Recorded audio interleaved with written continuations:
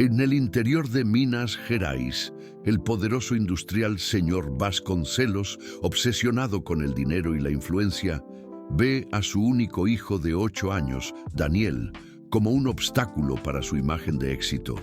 El niño es demasiado amable, demasiado soñador, demasiado débil para heredar su imperio. Para deshacerse del chico sin levantar sospechas, lo engaña con la promesa de un raro paseo en canoa y lo lleva al tramo más peligroso del río das Pedras, conocido por sus traicioneras corrientes. En el punto más aislado, Vasconcelos empuja a Daniel al agua y vuelca la canoa, observando fríamente cómo su propio hijo, aún con el chaleco salvavidas suelto, es engullido por la corriente. Lo que el industrial no sabe es que Corrente, el imponente caballo blanco de Daniel, fue testigo de la cobarde escena. Mientras la pequeña figura de Daniel lucha desesperadamente contra las turbulentas aguas, el caballo, movido por una lealtad que trasciende la razón, relincha furiosamente y se lanza al río, en una carrera contra el tiempo para salvar la vida de su amigo. Pero antes de revelar lo que sucede, si la lealtad de los animales también te conmueve, únete a nuestra comunidad suscribiéndote al canal para no perderte las próximas narrativas. Agradecemos tu apoyo. Ahora, volvamos a nuestra historia.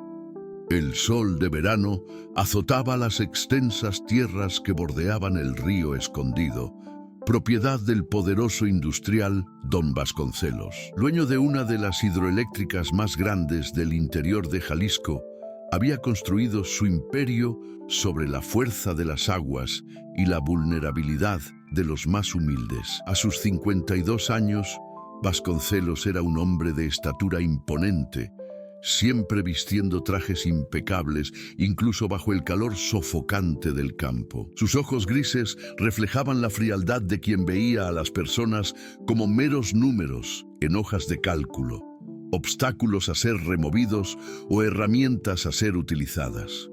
Para él, el poder no era solo una conquista, era una obsesión.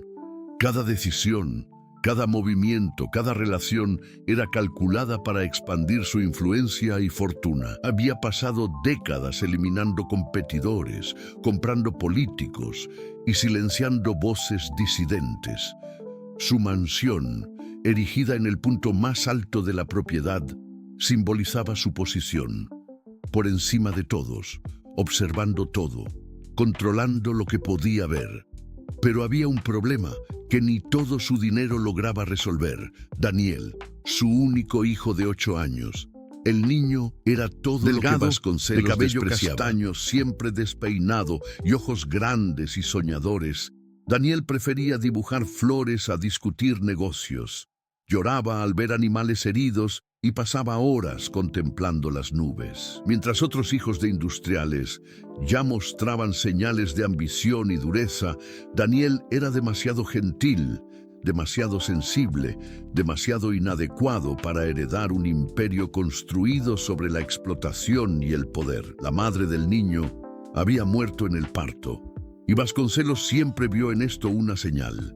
Daniel había nacido débil, quitando la vida a la única mujer que él había logrado tolerar. Desde entonces, el industrial había intentado moldear al hijo a su imagen, pero cada intento resultaba en fracaso. Tutores particulares, escuelas militares, amenazas y castigos. Nada funcionaba. El niño seguía siendo exactamente lo que era.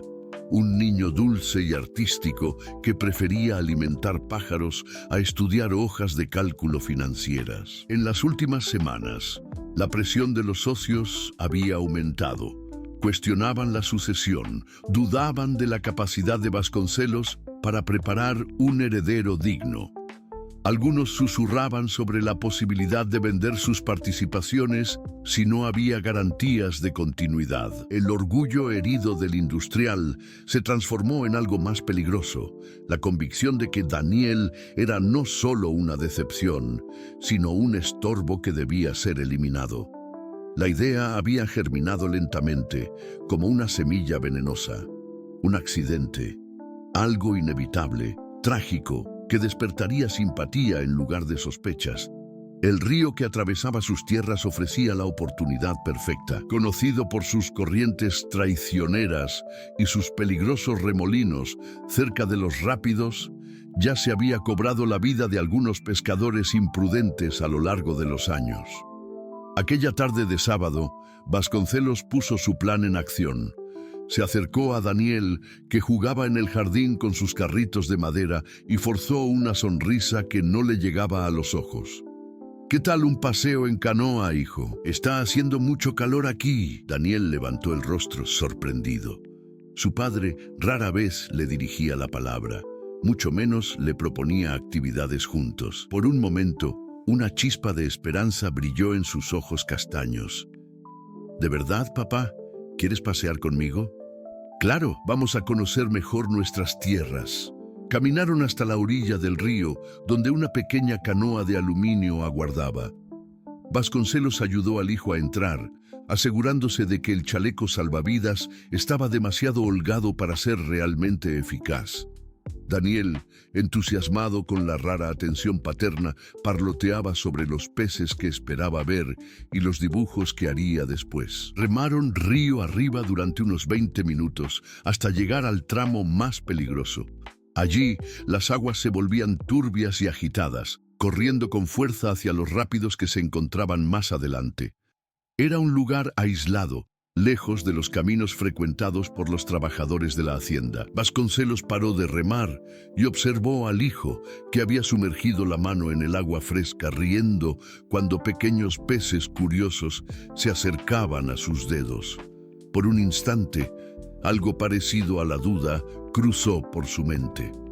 Pero entonces recordó los murmullos de los socios, las dudas sobre su capacidad, la vergüenza que sentía cada vez que Daniel mostraba debilidad frente a otros hombres de negocios. «¡Daniel!», llamó con voz firme. El niño se volvió aún sonriendo. «Sí, papá». Sin una palabra de advertencia, Vasconcelos se levantó bruscamente y empujó a su hijo fuera de la canoa. Daniel apenas tuvo tiempo de gritar antes de que el agua helada lo tragara. Enseguida, el industrial volcó la embarcación, dejándola flotar río abajo como evidencia de un trágico accidente. Daniel emergió tosiendo y luchando contra la corriente que ya comenzaba a arrastrarlo. Sus brazos delgados golpeaban el agua desesperadamente mientras gritaba pidiendo ayuda, pero Vasconcelos solo lo observaba con expresión impasible.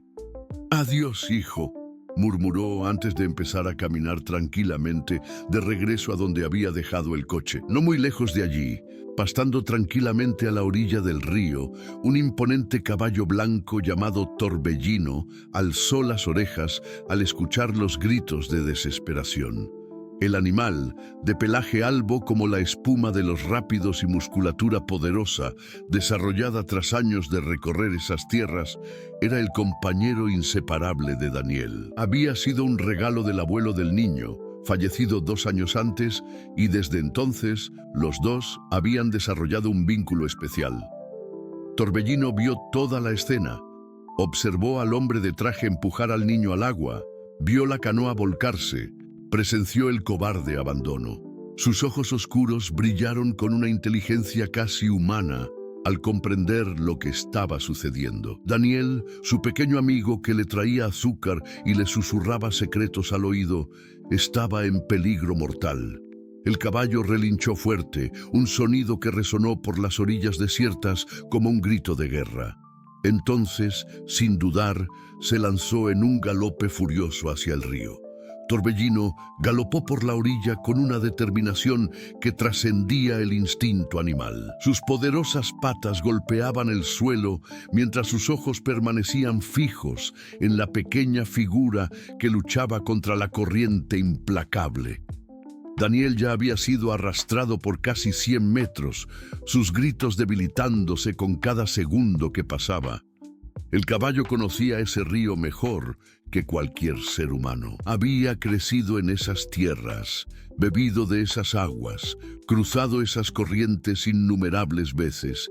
Sabía exactamente dónde las aguas se volvían mortales y dónde aún había esperanza de salvación. Con la sabiduría acumulada de años pastando en las orillas, Torbellino calculó mentalmente la trayectoria de la corriente y se lanzó hacia un punto más adelante, donde podría interceptar al niño antes de que los rápidos lo tragaran para siempre. Sus músculos se contraían y relajaban en perfecta armonía mientras esquivaba hoyos y obstáculos con la agilidad de quien conocía cada centímetro de aquel terreno.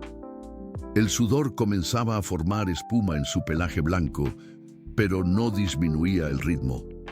No cuando Daniel estaba muriendo. Al llegar al punto calculado, Torbellino no dudó. Se lanzó a las aguas turbulentas con un chapuzón que hizo salpicar el agua en todas direcciones. El frío líquido envolvió su cuerpo masivo, pero comenzó a nadar con movimientos precisos y poderosos, sus patas trabajando como remos naturales contra la fuerza de la corriente. Daniel ya estaba casi sin fuerzas cuando vio la masa blanca acercándose. Por un momento, pensó que estaba delirando, que la falta de aire lo estaba haciendo ver cosas. Pero entonces reconoció los ojos oscuros e inteligentes de su amigo más querido.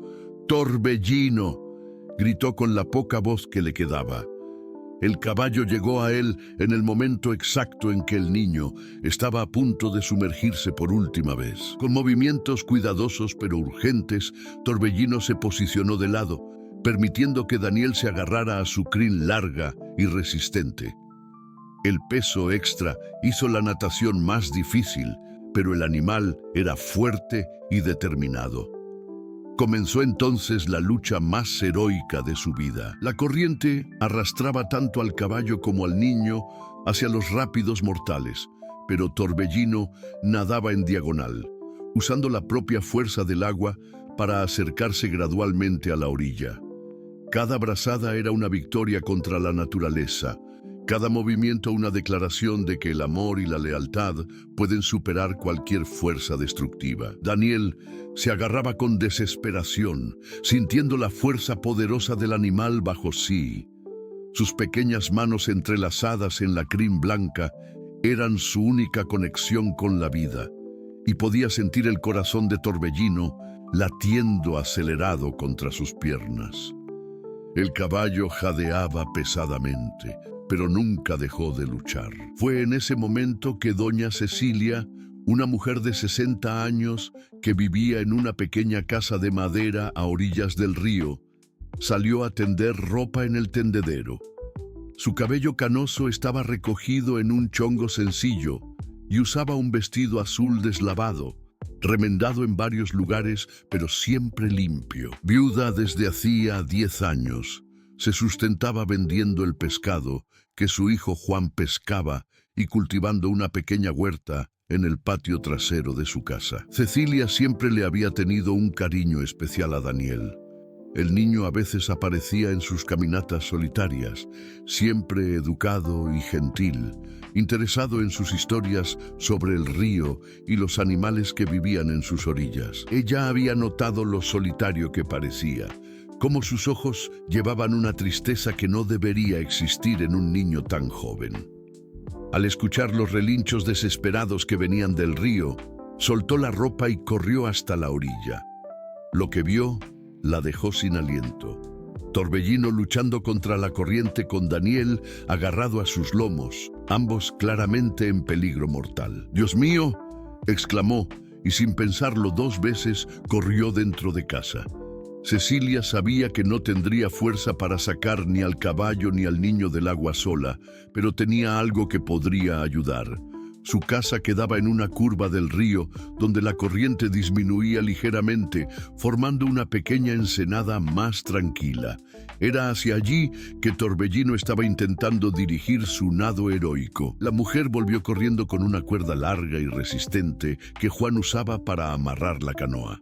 Se posicionó en el punto más cercano al agua y comenzó a gritar instrucciones, su voz cargando toda la autoridad de quien había crecido a orillas de aquel río. «Torbellino, aquí muchacho, ven para acá». El caballo, aunque exhausto, pareció entender. Redirigió sus esfuerzos hacia la ensenada, nadando con las últimas reservas de energía que le quedaban. Cuando se acercaron lo suficiente, Cecilia lanzó la cuerda al agua. «Daniel, agarra la cuerda, mi hijo». El niño, temblando de frío y miedo, soltó una de las manos de la crin de Torbellino y logró agarrar la cuerda. Cecilia tiró con toda su fuerza y lentamente, muy lentamente, logró traerlos a aguas más someras, donde finalmente pudieron tocar fondo. Torbellino salió del agua tambaleándose, sus patas temblando de agotamiento. Daniel se deslizó de sus lomos y cayó de rodillas en la orilla lodosa, tosiendo agua y llorando de alivio. Cecilia corrió hacia ellos, envolviendo al niño en sus brazos maternales. «Todo está bien, mi ángel. Estás a salvo ahora». Mientras acunaba a Daniel, miró a Torbellino con admiración y gratitud.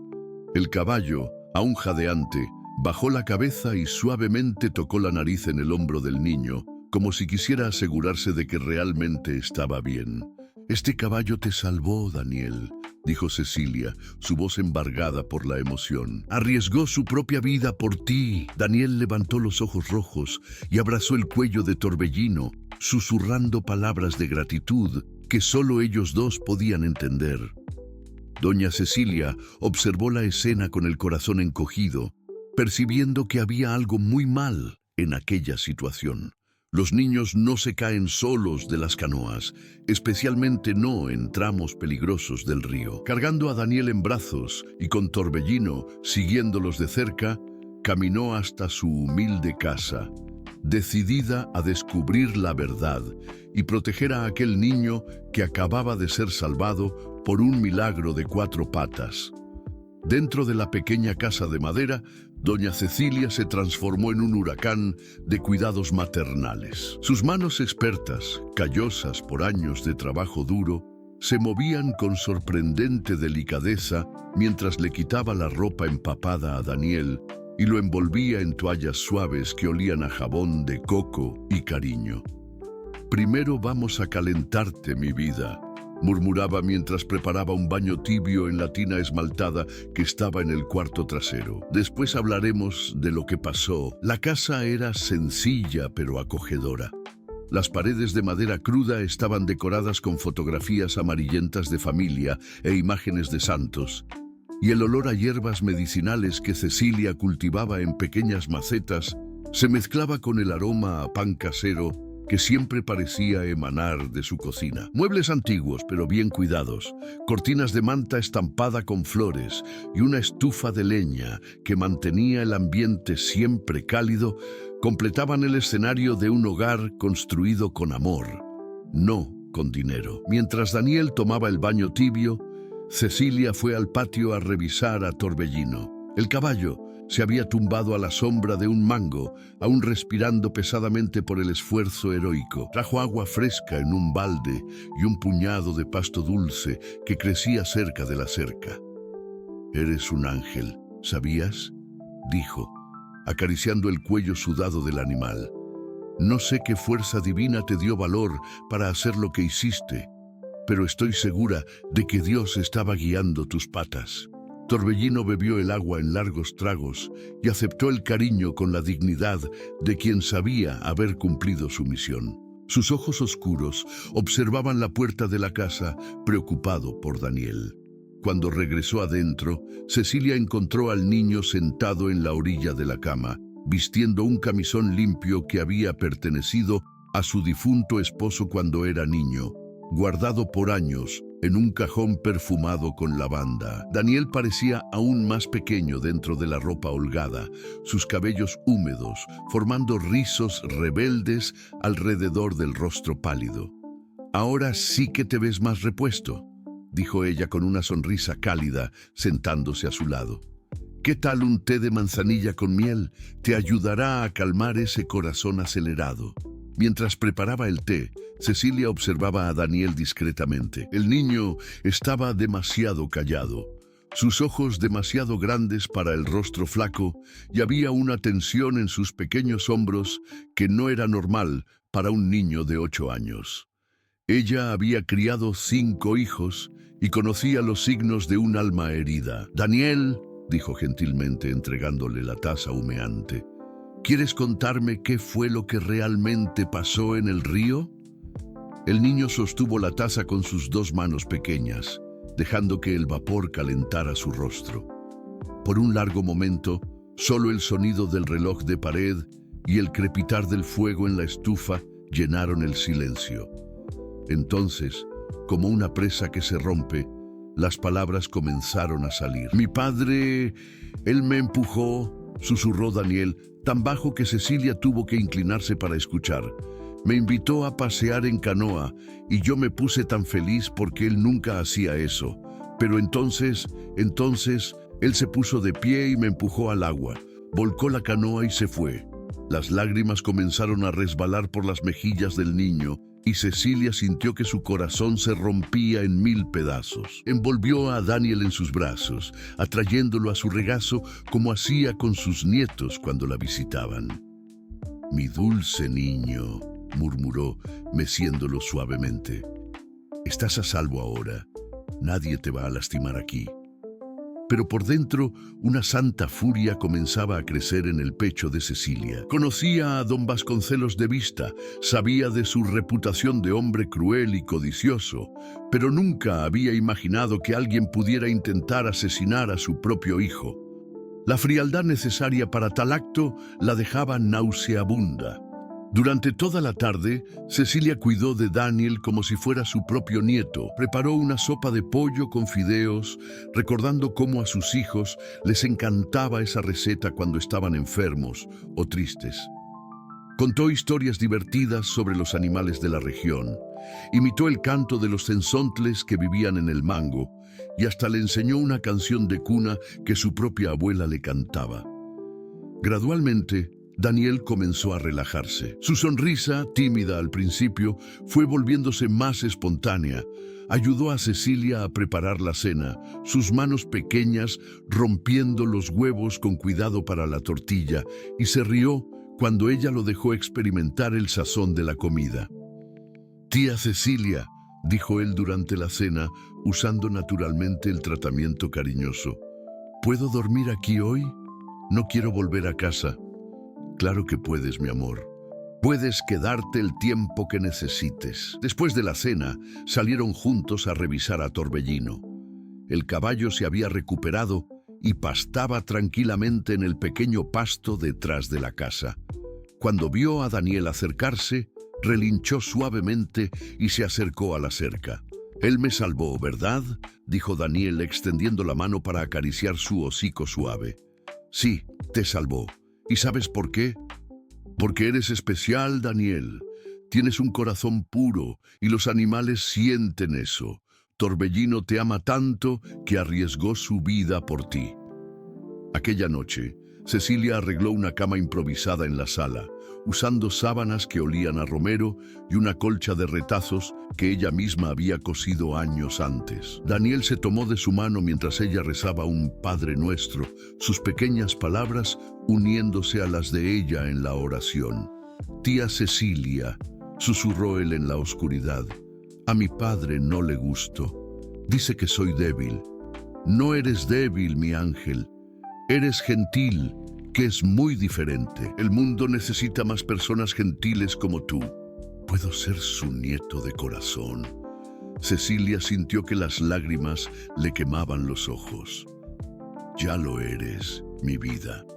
Desde el momento en que te saqué de esa agua, te convertiste en parte de mi familia. Por primera vez en su vida, Daniel se durmió sintiéndose verdaderamente amado y protegido. Desde afuera, Torbellino montaba guardia silenciosa, sus orejas atentas a cualquier sonido sospechoso. Y en la cocina, Cecilia permanecía despierta, planeando cómo proteger a aquel niño precioso del monstruo que se atrevió a llamarlo hijo. A la mañana siguiente, doña Cecilia despertó antes del amanecer con el peso de la responsabilidad sobre los hombros. Daniel dormía profundamente, finalmente en paz después de la primera noche segura que había tenido en mucho tiempo. Pero ella sabía que no podría protegerlo sola. Don Vasconcelos era un hombre poderoso y peligroso, con recursos e influencia que una sencilla mujer que vivía a orillas del río no poseía. Preparó café cargado y pan con mantequilla, dejando el desayuno listo para cuando Daniel despertara. Entonces salió silenciosamente de casa, decidida a buscar ayuda. Su primera parada fue en la casa de su hijo Juan Hernández, que vivía a pocos kilómetros río abajo. Juan Hernández tenía 35 años y había heredado de la madre tanto la bondad como la terquedad. Pescador desde niño, conocía cada piedra, cada curva, cada secreto del río escondido. Era un hombre de estatura mediana, músculos definidos por el trabajo arduo y ojos que reflejaban la honestidad de quien se ganaba la vida con el sudor de su frente. Tenía también una característica que lo hacía especialmente valioso en aquel momento: una memoria privilegiada para rostros, voces y acontecimientos. «Intento de asesinato, madre», dijo Juan después de escuchar el relato completo, su voz temblando de indignación. «Eso es lo que hizo ese desgraciado. Intentó matar a su propio hijo. Por eso necesito tu ayuda, Juan. Sola no puedo proteger al niño. Puedes dejarlo en mis manos. Voy a hablar con algunas personas, pero primero vamos a necesitar documentar todo esto bien. La doctora Paula Mendoza necesita examinar a Daniel». La doctora Paula Mendoza era la única pediatra de la ciudad, una mujer de 40 años que había renunciado a una carrera prometedora en la capital para trabajar en el interior. Hija de un pequeño comerciante local, ella nunca había olvidado sus orígenes humildes y mantenía un consultorio sencillo, pero siempre abierto para quien lo necesitara, independientemente de su capacidad de pago. Cuando Juan llamó a la puerta de su casa aquella mañana, ella se estaba preparando para un día más de consultas. Sus cabellos castaños estaban recogidos en una cola de caballo práctica y usaba una blusa blanca sencilla con una falda azul marino. Al escuchar la historia de Daniel, su rostro se contrajo de horror. «Traigan al niño aquí inmediatamente», dijo, su voz firme a pesar de la emoción. «Necesito examinarlo y documentar cualquier evidencia física. Hicieron bien en buscarme. Este caso no puede quedarse solo entre nosotros». Una hora después, los tres adultos estaban reunidos en el consultorio de la doctora Paula con Daniel, que se mostraba tímido, pero cooperativo. El examen reveló signos claros del trauma reciente. Pequeños cortes en las manos causados por ramas sumergidas, escoriaciones en las rodillas de cuando fue arrastrado por las piedras del fondo del río y principalmente el estado de desnutrición y negligencia que indicaba años de maltrato. «Este niño no ha sido cuidado adecuadamente desde hace mucho tiempo», dijo la médica mientras Daniel jugaba con algunos juguetes en el rincón de la sala. «Está bajo de peso. Tiene signos de carencias nutricionales y, por lo que observo, traumas emocionales profundos». «Doctora», dijo Cecilia, «¿qué debemos hacer? ¿Cómo podemos protegerlo?» «Primero, prepararé un informe médico completo. Después, necesitamos más testigos, más personas dispuestas a ayudar. Conozco a alguien que puede ser fundamental en esta situación». La persona en cuestión era la profesora Marina Santos, directora de la escuela municipal donde Daniel estudiaba cuando asistía a clases. Una mujer de 50 años, de cabello canoso, siempre recogido en un chongo elegante, que había dedicado su vida a la educación de los niños de la región. Hija de un herrero y de una costurera, Marina había conseguido su formación con mucho esfuerzo y mantenía una filosofía sencilla. Todo niño merecía protección y amor. Cuando llegaron a la escuela al final de la tarde, Marina estaba organizando las aulas para el día siguiente. Sus ojos se iluminaron al ver a Daniel, pero se llenaron de preocupación cuando notó lo delgado y arisco que estaba más de lo habitual. «Daniel asiste muy poco a la escuela», explicó ella después de escuchar la historia. «Cuando viene siempre está solo, nunca lleva lonche, y ya he notado que se asusta con movimientos bruscos. Siempre sospeché que algo andaba mal en casa». «Profesora Marina», dijo Juan, «necesitamos su ayuda. El niño no puede volver a casa. Claro que no puede. Y yo tengo contactos que pueden ayudarnos. ¿Conocen al padre Francisco? El padre Francisco era una figura respetada en la comunidad. A sus 60 años tenía la barba canosa y las manos callosas de quien había trabajado como carpintero antes de descubrir su vocación religiosa. Conocido por su lucha incansable por los derechos de los menos favorecidos, mantenía una red de apoyo que ayudaba a familias en dificultades y niños en situación de riesgo. Cuando los 4 adultos llegaron a la casa parroquial con Daniel aquella noche, el padre los recibió con la serenidad de quien ya había visto mucho en la vida, pero aún era capaz de indignarse con la injusticia. «Hijos míos», dijo él, después de escuchar atentamente, «lo que me están contando es un crimen contra Dios y contra la humanidad. Este hombre debe ser impedido de causar más daño». «¿Pero cómo, padre?», preguntó Cecilia. «Él es poderoso, tiene dinero, influencia, y nosotros tenemos algo que él no tiene: la verdad y una comunidad unida. Vamos a formar una red de protección alrededor de este niño. Cada uno de nosotros será sus ojos y oídos». El plan que trazaron era simple, pero eficaz. Cecilia seguiría cuidando de Daniel en su casa, que quedaría bajo vigilancia discreta de Juan y otros pescadores de la región. La doctora Paula Mendoza documentaría todos los aspectos médicos del caso y mantendría registros detallados de la recuperación del niño. La profesora Marina Santos usaría sus contactos en el ayuntamiento y en los juzgados para alertar a las autoridades competentes. Y el padre Francisco movilizaría a la comunidad, creando una red de informantes que observaría cualquier movimiento sospechoso de don Vasconcelos. «También tenemos otro aliado», recordó Juan con una sonrisa: «Torbellino. Ese caballo parece entender más de lo que cualquiera de nosotros imagina. No dejará que nadie lastime a Daniel». Cuando salieron de la casa parroquial aquella noche, los 5 llevaban más que un plan. Llevaban la certeza de que estaban haciendo lo correcto. Daniel, por primera vez en su vida, estaba rodeado por personas que se preocupaban genuinamente por su bienestar, dispuestas a sacrificar tiempo, energía e incluso seguridad personal para protegerlo. La red del bien estaba formada. Ahora solo quedaba esperar que fuera lo suficientemente fuerte para resistir la tormenta que sin duda vendría.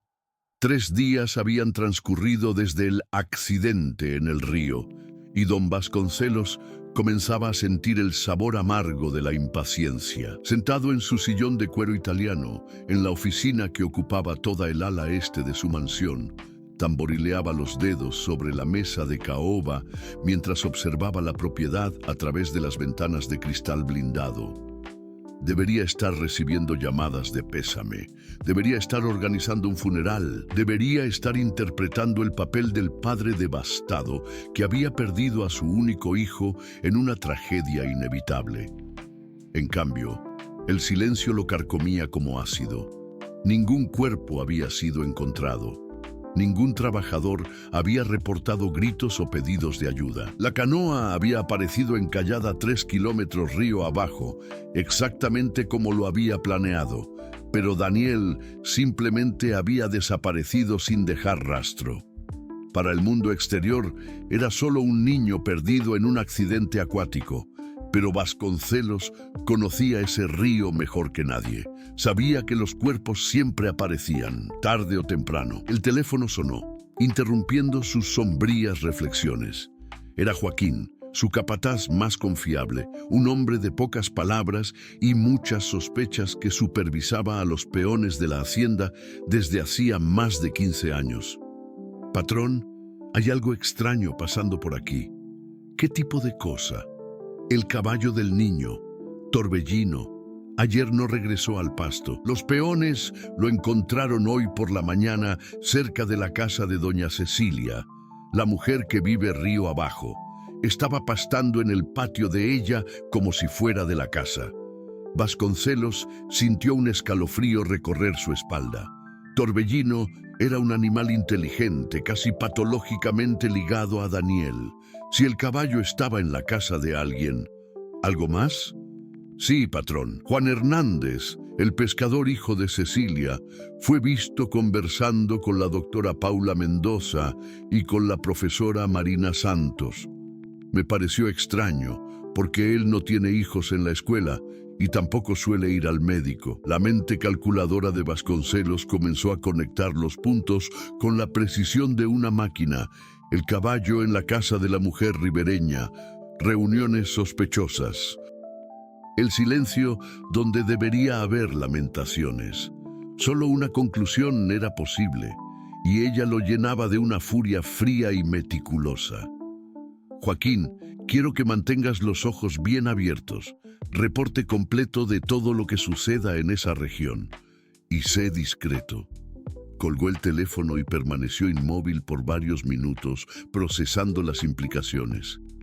Daniel estaba vivo. Alguien lo había salvado, y peor aún, alguien probablemente sabía la verdad sobre lo que había ocurrido en el río. Esto representaba no solo el fracaso de su plan, sino una amenaza directa a su libertad y reputación. Se levantó bruscamente y caminó hasta la caja fuerte escondida detrás de un cuadro renacentista. Retiró una carpeta gruesa que contenía información detallada sobre todos los habitantes de la región, un hábito que había desarrollado a lo largo de los años para mantener el control sobre las personas que vivían en sus tierras. Encontró rápidamente los archivos que buscaba. Cecilia dos Santos, viuda, 60 años, ingreso mensual de aproximadamente 2 salarios mínimos. Sin instrucción formal, pero conocida en la región por su bondad con niños abandonados. Historial de conflictos menores con grandes propietarios debido a cuestiones de uso del agua del río. Juan Hernández, pescador, soltero, conocido por su honestidad y memoria excepcional, había testificado contra un hacendado vecino en una disputa sobre contaminación del río 5 años antes. Doctora Paula Mendoza, pediatra, formada con honores, historial de activismo social durante la facultad, mantenía tratamientos gratuitos para familias de escasos recursos y ya había presentado denuncias al DIF sobre casos de negligencia infantil. Profesora Marina Santos, directora de la escuela municipal, conocida por su defensa intransigente de los derechos de los niños. Había sido fundamental en la creación de programas de protección escolar en la región. Una red. Habían formado una red alrededor de su problema y las redes podían ser muy peligrosas si no eran neutralizadas rápidamente. Vasconcelos regresó a su sillón y comenzó a elaborar su contraofensiva. No podía simplemente aparecer en casa de Cecilia exigiendo a su hijo. Eso confirmaría las sospechas de que sabía dónde estaba Daniel. Necesitaba un enfoque más sutil, más manipulador. Tomó el teléfono nuevamente y marcó un número que sabía de memoria. Del otro lado, una voz untuosa respondió de inmediato. Delegado Robles. Necesito un favor, mi amigo. El delegado Robles era un hombre que Vasconcelos mantenía en su nómina desde hacía años. Gordo, calvo y eternamente endeudado debido a su adicción al juego, él había aprendido mucho tiempo atrás que era más lucrativo servir a los poderosos que a la justicia. Claro, don Vasconcelos, ¿qué puedo hacer por usted? Mi hijo desapareció en un accidente de canoa hace 3 días. Estoy recibiendo información de que algunas personas de la región pueden estar ocultando información sobre su paradero. Quizás incluso lo estén manteniendo en cautiverio. Entiendo. ¿Quiere que investigue? Quiero que tome las medidas necesarias. Si alguien está reteniendo a mi hijo contra su voluntad, eso es secuestro. Y el secuestro es un delito federal. Déjelo en mis manos, don Vasconcelos. Organizaré un operativo para mañana mismo. Después de colgar, Vasconcelos se permitió una sonrisa fría. Era un plan elegante en su simplicidad. Él aparecería como el padre desesperado, apoyado por la autoridad policial, exigiendo la devolución de su hijo secuestrado. Los secuestradores serían arrestados. Daniel regresaría a casa y cualquier historia que el niño pudiera contar sería descartada como fantasía traumática de un niño confundido. ¿Y si Daniel insistía en decir la verdad? Bueno, los accidentes En el podían segundo ocurrir de intento, nuevo. Vasconcelos sería más cuidadoso. Mientras tanto, en la pequeña casa a orillas del río, Daniel jugaba en el patio con Torbellino bajo la mirada cariñosa de doña Cecilia. El niño estaba más sonrosado, más sonriente, comenzando finalmente a comportarse como un niño normal debería. Torbellino pastaba tranquilamente cerca, pero sus orejas permanecían alertas, como si pudiera sentir la tormenta que se acercaba. Juan llegó al final de la tarde con noticias preocupantes. Algunos pescadores habían reportado movimientos extraños de vehículos oficiales en la región, y había rumores de que un operativo policial estaba siendo planeado. «Madre», dijo él, «creo que don Vasconcelos descubrió dónde está Daniel. Necesitamos prepararnos». Cecilia miró al niño que estaba enseñando a Torbellino a aceptar pedacitos de azúcar de su mano pequeña, y su corazón se llenó de una determinación feroz. Habían formado una familia y las familias se protegen. La guerra estaba a punto de comenzar. La madrugada del cuarto día trajo consigo un aire de tensión que parecía contagiar incluso a los pájaros, que cantaban con menos entusiasmo de lo habitual. Juan llegó a casa de su madre incluso antes de que saliera el sol, trayendo noticias que confirmaban sus peores temores. 3 patrullas fueron vistas saliendo de la delegación de policía a las 5 de la mañana. Relató en voz baja mientras Cecilia preparaba café. José Antonio, que trabaja en la limpieza de la delegación, me contó que escuchó al delegado Robles hablando de un operativo de rescate para hoy. Daniel, que dormía en el sofá de la sala, despertó con las voces susurradas. Aún medio adormilado, se acercó a los adultos y Cecilia inmediatamente lo envolvió en sus brazos protectores. «¿Qué está pasando, tía Cecilia?», preguntó el niño, sus ojos grandes mostrando una madurez prematura que partía el corazón. «Quizás tengamos que irnos de aquí por un tiempo, mi vida», respondió ella, intentando mantener la voz tranquila. «Solo como precaución». Pero antes de que pudieran hacer cualquier plan de escape, el sonido inconfundible de motores acercándose los hizo quedarse petrificados.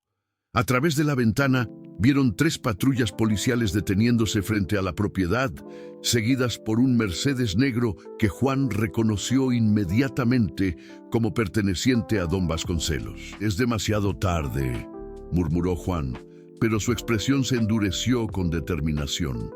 «Madre, lleva a Daniel al cuarto trasero. Yo me encargo de esto. No voy a dejarte enfrentar esto solo», respondió Cecilia con firmeza. Desde afuera, el delegado Robles bajó de la primera patrulla, seguido por 4 policías armados. Don Vasconcelos emergió de su Mercedes como un depredador confiado, vistiendo un traje oscuro impecable que contrastaba drásticamente con la simplicidad rústica del ambiente. «Señor Vasconcelos», dijo el delegado en voz alta, claramente ensayada, «basado en su denuncia formal de secuestro, estamos aquí para ejecutar una orden de cateo y aprehensión». Juan salió de la casa con las manos en alto, pero su postura era desafiante. «Delegado Robles, usted sabe muy bien que no hay secuestro alguno aquí». «Eso es lo que vamos a descubrir», replicó Vasconcelos, dando un paso adelante. Su voz contenía una autoridad fría que hacía que los policías se posicionaran automáticamente detrás de él. «Mi hijo Daniel desapareció hace 4 días en un accidente de canoa. Tengo información confiable de que puede estar siendo retenido aquí contra su voluntad». «¿Retenido contra su voluntad?», Juan casi gritó, su compostura finalmente quebrándose. «Usted sabe muy bien lo que le hizo a ese niño».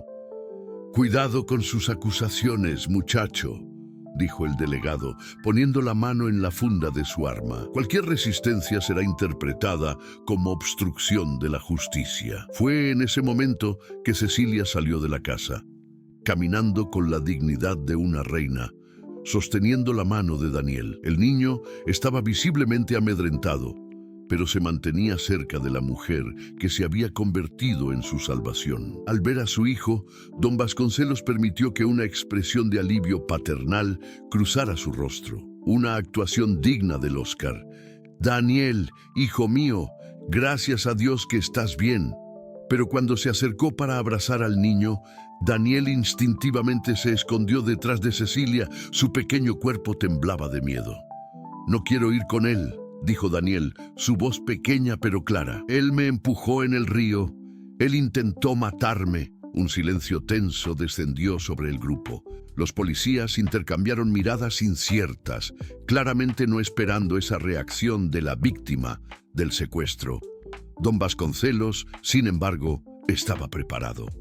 «Ve, delegado, el trauma del accidente afectó la mente del niño.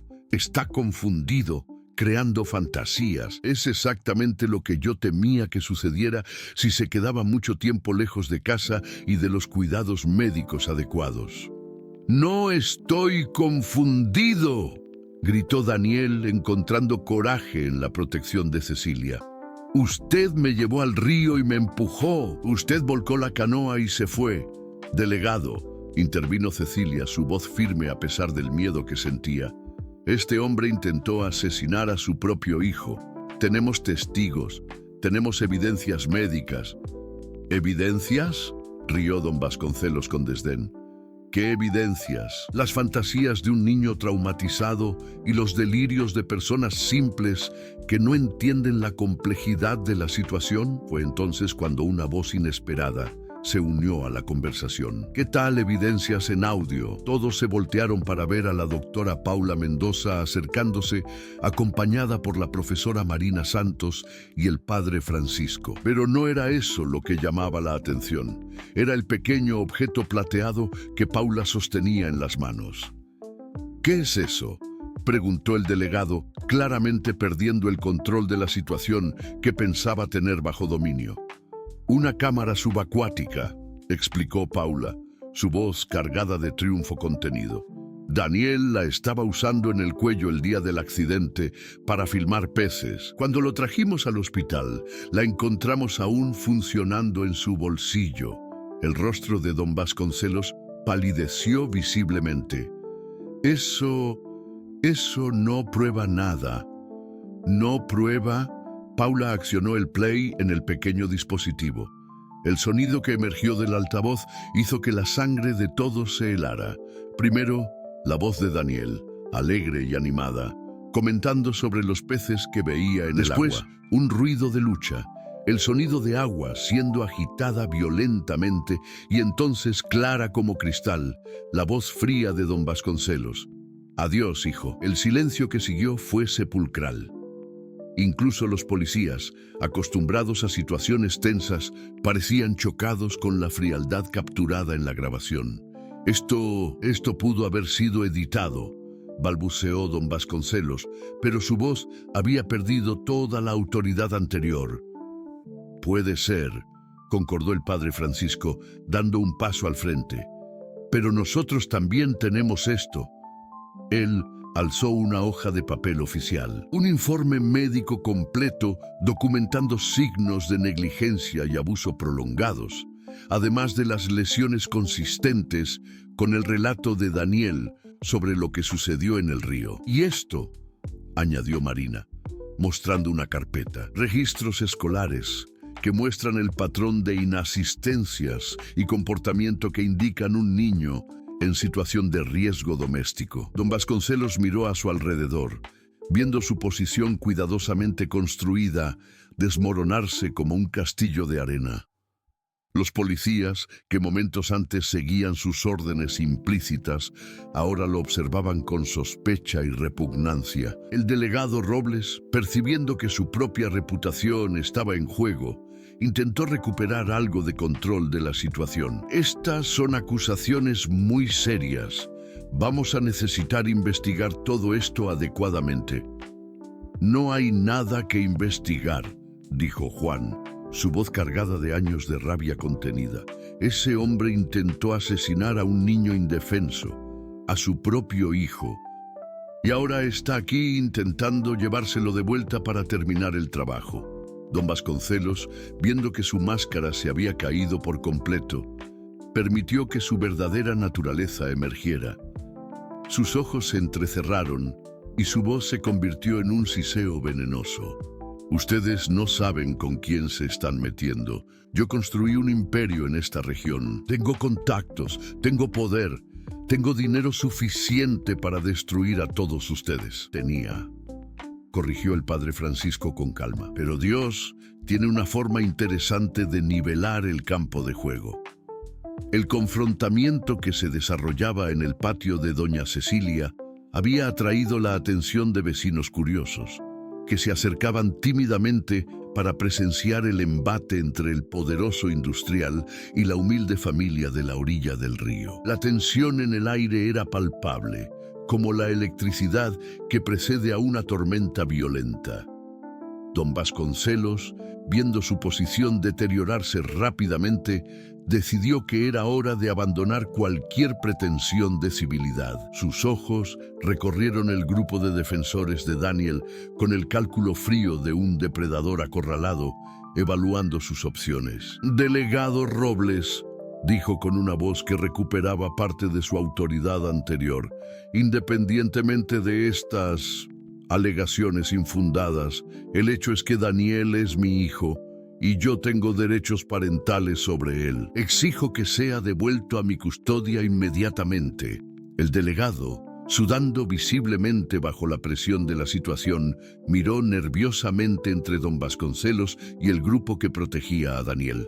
Su lealtad comprada estaba siendo puesta a prueba contra evidencias cada vez más comprometedoras. «Señor Vasconcelos», comenzó vacilante, «quizás sea mejor que el DIF evalúe la situación antes de nada», explotó don Vasconcelos, toda su máscara de respetabilidad finalmente cayendo. «Yo pago su salario desde hace años, Robles. Ese niño es mi propiedad y me lo llevaré ahora con o sin su ayuda». La palabra propiedad resonó en el patio como un disparo, haciendo que incluso los policías más complacientes retrocedieran instintivamente. Daniel, que había permanecido escondido detrás de Cecilia, comenzó a llorar silenciosamente. «¿Propiedad?», repitió Juan, dando un paso amenazador hacia don Vasconcelos. «¿Usted acaba de llamar a su propio hijo propiedad?». «Es exactamente lo que es», replicó don Vasconcelos, su voz destilando veneno. «Así como esta tierra, así como esta casa patética, así como todos ustedes que viven aquí solo porque yo lo permito». Fue entonces cuando cometió su error fatal. Empujó bruscamente al delegado Robles a un lado y avanzó hacia Daniel con movimientos decididos, claramente intentando tomar al niño por la fuerza. «¡No!», gritó Cecilia, posicionándose entre don Vasconcelos y Daniel. «¡Quítate de mi camino, vieja!», gruñó él, empujándola con la fuerza suficiente para hacerla tropezar. La agresión contra doña Cecilia fue el detonante. Juan rugió de rabia y se lanzó contra don Vasconcelos, pero fue interceptado por dos policías que aún seguían las órdenes implícitas del industrial. La situación estalló en caos total. «¡Arréstenlos a todos!», gritó don Vasconcelos, agarrando el brazo de Daniel, que lloraba desesperadamente. Por resistencia a la autoridad, obstrucción de la justicia, secuestro. El padre Francisco intentó intervenir pacíficamente, pero fue empujado por uno de los policías. La doctora Paula Mendoza protegió la grabación preciosa contra su pecho mientras Marina Santos intentaba ayudar a doña Cecilia a levantarse. Daniel luchaba desesperadamente contra el agarre doloroso de don Vasconcelos, sus gritos resonando por el patio. «¡Papá, por favor! ¡No quiero ir! ¡Por favor! Vas a hacer exactamente lo que yo mande», siseó don Vasconcelos, arrastrando al niño hacia el Mercedes. Y cuando lleguemos a casa, vamos a tener una conversación muy seria sobre lealtad familiar. La amenaza implícita en sus palabras hizo que la sangre de todos se helara. Era claro que, si lograba llevarse a Daniel, el niño no sobreviviría por mucho tiempo. Fue en ese momento de desesperación total que un relincho fuerte y furioso cortó el aire como una cuchilla. Todos se voltearon para ver a Torbellino galopando hacia el patio, sus ojos negros brillando con una inteligencia casi humana y una furia animal primordial. El caballo había estado pastando en el campo cercano cuando los gritos de Daniel llegaron hasta él. Ahora, viendo a su niño querido en peligro, toda su naturaleza gentil se transformó en puro instinto de protección. Don Vasconcelos, aún sosteniendo a Daniel, se giró para enfrentar al caballo que se acercaba a todo galope. ¡Que alguien controle a este animal! Pero Torbellino no podía ser controlado. Frenó bruscamente a pocos metros de don Vasconcelos, encabritándose sobre las patas traseras y relinchando con una ferocidad que hizo que incluso los policías armados retrocedieran. ¡Torbellino!, gritó Daniel, extendiendo los brazos hacia su salvador. El caballo, con una precisión que desafiaba cualquier explicación natural, giró sobre las patas traseras y pateó el aire peligrosamente cerca del rostro de don Vasconcelos. El industrial, aterrorizado, soltó a Daniel y se tambaleó hacia atrás. Daniel corrió inmediatamente hacia Torbellino, que bajó la cabeza para permitir que el niño se agarrara a su cuello. Entonces, en un movimiento que dejó a todos boquiabiertos, el caballo se posicionó protectoramente entre Daniel y don Vasconcelos, sus orejas bajas y dientes expuestos en una demostración clara de agresión. «¡Esto es ridículo!», gritó don Vasconcelos, intentando recuperar su compostura. «Es solo un animal. Dispárenle si es necesario». Pero cuando uno de los policías hizo ademán de sacar el arma, fue detenido por la voz firme del delegado Robles. «Nadie va a disparar a ningún animal», dijo él, finalmente encontrando una chispa de decencia en medio de la corrupción. La grabación de audio había sido un choque demasiado duro incluso para su conciencia embotada. Don Vasconcelos se volvió hacia él con ojos flameantes. «Usted trabaja para mí, Robles. Haga lo que le digo». «No», dijo el delegado, su voz temblorosa pero determinada. «No cuando se trata de intentar matar a un niño». La traición de su principal aliado fue el golpe final en la compostura de don Vasconcelos. Su rostro se contorsionó en una máscara de odio puro mientras miraba a su alrededor, viendo solo rostros hostiles y determinados. «Ustedes no saben lo que hicieron», dijo con una voz baja y amenazadora. «Despertaron algo que debió haber permanecido dormido. Voy a destruir a todos ustedes. Sus familias, sus empleos, sus vidas. Cuando termine, ustedes van a implorar que les devuelva a ese niño». Juan Hernández, que se había liberado de los policías durante la confusión, dio un paso al frente. «Sus amenazas no nos asustan más, don Vasconcelos. La verdad está de nuestro lado». «¿La verdad?», rió don Vasconcelos con amargura. «La verdad es lo que yo digo que es, y yo todavía no he terminado con ustedes». Con un movimiento súbito e inesperado, sacó un arma de dentro del saco, una pequeña pistola que guardaba para protección personal. El metal frío brilló bajo el sol de la mañana mientras la apuntaba directamente hacia Daniel. «Ahora vamos a hacer las cosas a mi manera», dijo con una calma terrible. «Daniel, ven aquí». Ahora, Torbellino relinchó furiosamente y se posicionó aún más protector delante del niño, pero incluso un caballo valiente no podía enfrentar una bala.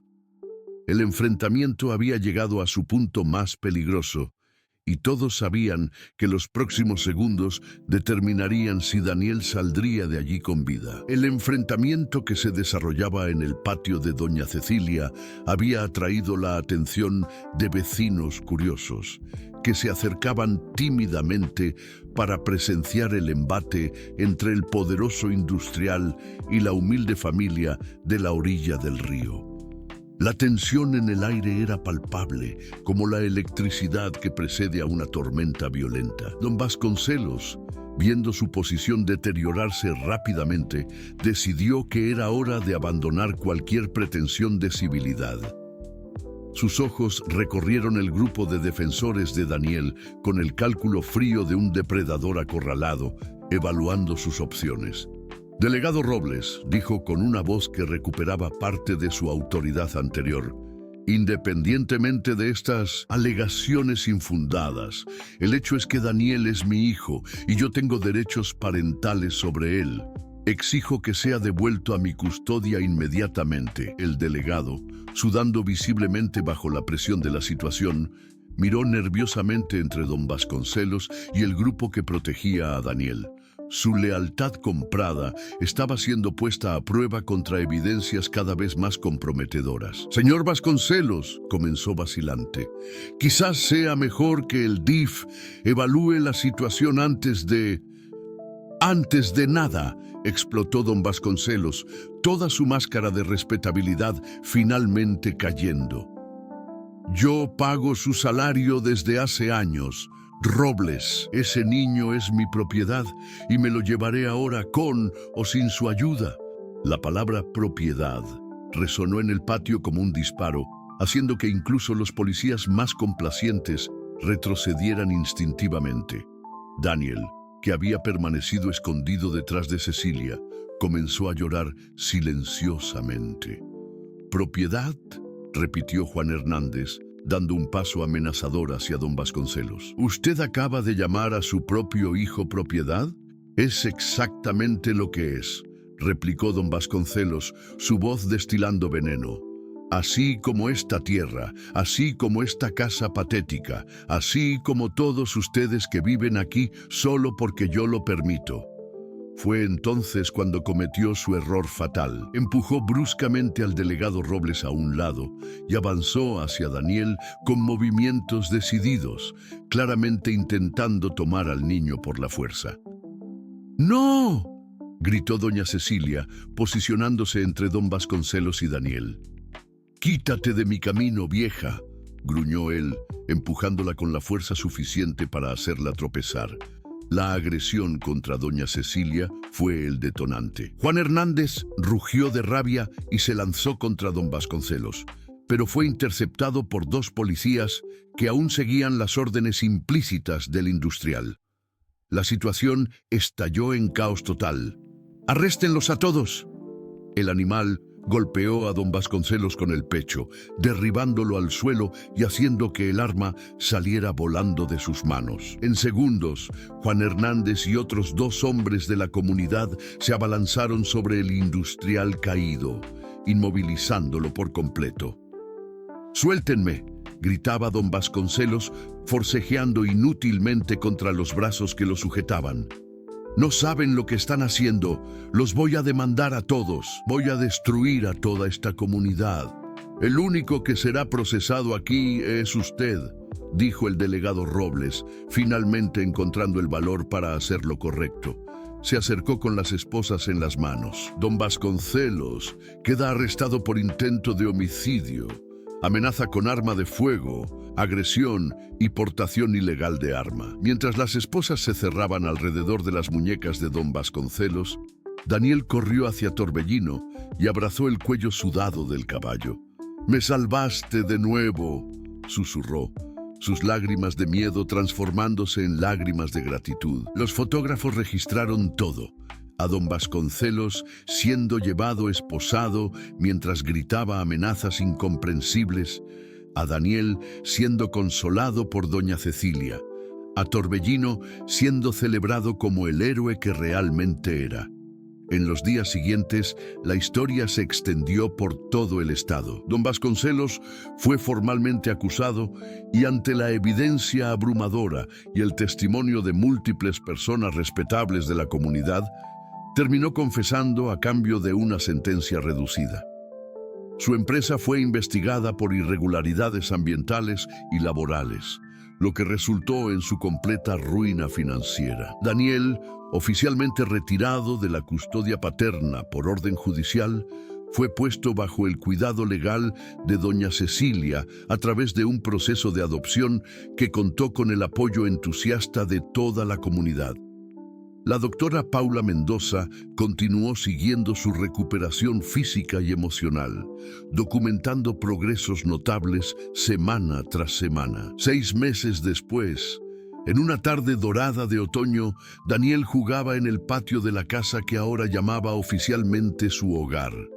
Había crecido, ganado peso, y sus ojos brillaban con la alegría genuina de un niño verdaderamente amado. Torbellino pastaba tranquilamente cerca, siempre vigilante pero ahora sereno en la certeza de que su niño estaba a salvo. Juan Hernández había construido un pequeño establo para Torbellino y el caballo se había convertido en una atracción en la región. Visitantes venían de lejos para conocer al caballo héroe que había salvado una vida, y algunas de las donaciones se usaron para establecer un pequeño centro de protección para niños en riesgo, exactamente como doña Cecilia siempre había soñado. La profesora Marina Santos creó un programa educativo sobre protección infantil que se convirtió en modelo para otras escuelas de la región. El padre Francisco organizó una red de apoyo comunitario que se extendió más allá de las fronteras del pequeño pueblo. Y la doctora Paula Mendoza estableció una clínica móvil que llevaba atención médica a las familias más aisladas de la región. Aquella tarde dorada, mientras Daniel dibujaba debajo del mango y Torbellino observaba con sus ojos sabios, doña Cecilia salió de casa cargando una bandeja con limonada fresca. Miró la escena, su nieto de corazón feliz y seguro, el caballo ángel descansando en la sombra, la casa sencilla pero llena de amor, y supo que habían ganado. El mal había intentado prevalecer, pero la fuerza de la comunidad unida, el amor incondicional y el valor de un caballo extraordinario habían probado que incluso en las aguas más turbulentas, siempre hay esperanza para aquellos que osan luchar por la justicia. Daniel creció en aquel hogar lleno de amor, convirtiéndose en un joven gentil y determinado que nunca olvidó las lecciones de bondad que había aprendido. Y Torbellino permaneció a su lado hasta sus últimos días, un guardián fiel que había probado que los verdaderos héroes a veces vienen en formas inesperadas, con 4 patas y un corazón más grande que cualquier tormenta. Queridos oyentes, esperamos que la historia de Daniel y su ángel guardián de 4 patas haya tocado sus corazones tanto como tocó el nuestro. Esta jornada de valor, amor y redención nos recuerda que incluso en los momentos más sombríos, siempre existe luz cuando personas de buen corazón se unen por una causa justa. Para continuar este viaje emocional con nosotros, hemos preparado una lista de reproducción especial con historias igualmente cautivadoras de héroes improbables y victorias del bien sobre el mal. Pueden encontrarla haciendo clic a su izquierda. Si esta historia les emocionó tanto como nos emocionó a nosotros al contarla, no olviden suscribirse a nuestro canal y dejar su me gusta. Cada gesto de apoyo nos ayuda a seguir trayendo estas narrativas que celebran lo mejor de la humanidad. Todos los días preparamos historias únicas que llegan directo al corazón. Los esperamos en los comentarios para compartir sus propias experiencias de bondad y heroísmo. Hasta la próxima aventura emocional.